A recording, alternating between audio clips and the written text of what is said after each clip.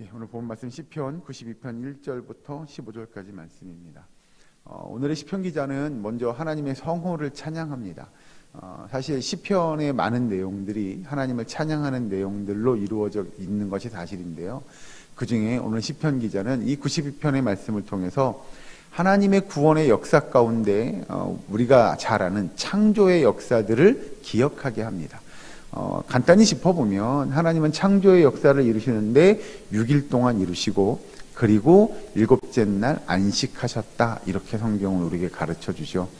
하나님의 그 창조의 역사는 사실 하나님께서 영광 받으시기 위함이었고, 또 다른 편으로 보면 하나님의 백성들이 가장 살기 좋은 또는 가장 지내기 좋은 여러 가지 환경과 여건들을 만들어 주신 것이죠. 그래서 오늘 본 말씀 1절에 보면 지존자여 시편금과 비퍼와 수금으로 여호와께 감사하며 주의 이름을 찬양하고 아침마다 주의 인자하심을 알며 밤마다 주의 성실하심을 베풀미 좋으니이다. 여러분, 한마디로 정리하면 그겁니다. 아침에 해가 뜨고 또 밤이 되면 달이 뜨고 그 모든 창조의 질서를 베풀어 주신 하나님, 그 하나님의 성호를 찬양하는 것이 오늘 시편 기자의 고백이시고요. 그리고 다음 4절에서 보면 여호와여 주께서 행하신 일로 나를 기쁘게 하셨으니 주의 손이 행하신 일로 말미암아 내가 높이 외치리이다. 여호와여 주께서 행하신 일이 어찌 그리 크신지요 주의 생각이 매우 깊으시니이다. 어리석은 자도 알지 못하며 무지한 자도 이를 깨닫지 못하나이다. 여러분, 하나님께서 만드신 온 우주 만물, 우리가 이야기하는 이 창조의 질서, 이 온 만물들은 사실 우리가 감히 이것에 대한 평가나 논하기조차도 두려울 만큼 하나님께서 너무나도 완벽하게, 너무나도 우리에게 필요한 것들을 잘 만들어 주신 거죠. 그러니 우리가 보기에는 사실 하나님의 그 창조의 질서를 다 이해하기도 어렵고, 또는 하나님의 창조의 질서를 따라갈 수도 없으니 하나님께서 베푸신 그 일들이 너무나도 대단한 하나님의 역사, 하나님의 은혜임을 고백하는 것이 여기 4절부터 6절까지 등장하게 됩니다. 그래서 하나님의 백성들은 사실 하나님 앞에 하나님이 하신 일들을 찬양하는 것, 주님께서 그 창조의 역사를 베푸시고 난 이후에 그가 안식하신 일들조차도 하나님의 은혜일 거라는 겁니다. 이게 왜 그러냐면 우리에게도 하나님께서 언젠가 안식이라는 것을 분명히 허용하실 거고 허락하실 거고, 그리고 우리의 삶이 이 땅에서 구원받은 자다운 믿음의 삶을 성실하게 살아가는 그 본을 보여주신 것이 바로 하나님의 창조의 사역입니다.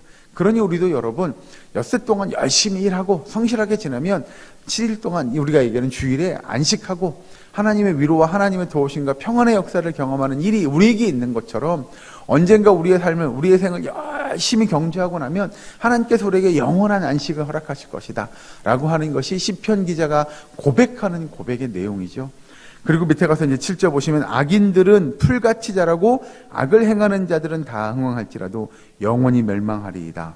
여호와여 주는 영원토록 지존하시니이다.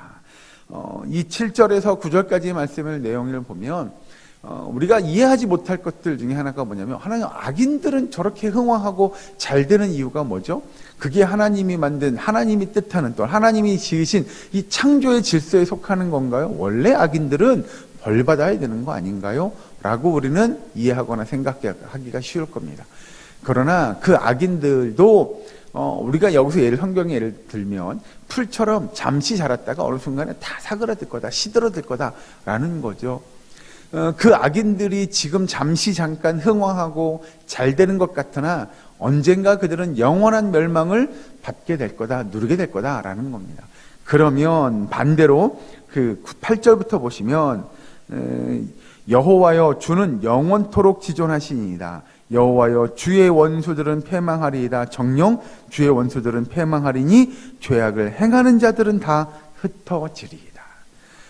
악을 행하는 자들, 하나님을 믿지 않는 자들, 악한 자들은 언젠가 분명히 반드시 패망하게 될 것인데, 그들은 풀처럼 시들어 없어질 것임을 이야기하고 난 이후에 이제 그 밑에 가서 10절 보면, 그러나 주께서 내 뿔을 들소의 뿔같이 높이셨으며 내게 신선한 기름을 부으셨나이다. 내 원수들이 보응받는 것을 내 눈으로 보며 일어나 나를 치는 행악자들이 보응받는 것을 내 귀로 들었도다.